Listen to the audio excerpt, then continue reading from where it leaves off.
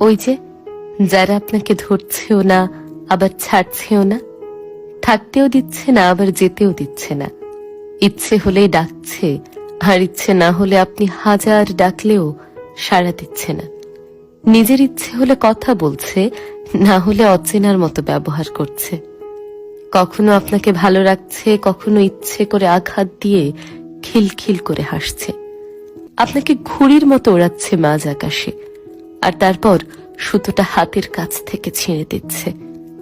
ওরা আপনাকে ভালোবাসে না, ওরা আপনাকে হাতের পুতুল বানিয়ে খেলা করছে। ওই মিথ্যে মায়াজাল যত তাড়াতাড়ি কেটে বেরিয়ে আসবেন, ততই আপনার জন্য মঙ্গল। খারাপ সঙ্গের থেকে একলা থাকা ঢের ভালো। বিশ্বাস করুন, মিথ্যে মায়ায় জড়িয়ে থাকার থেকে সেই সম্পর্ককে বিদায় জানানো ঢের ভালো।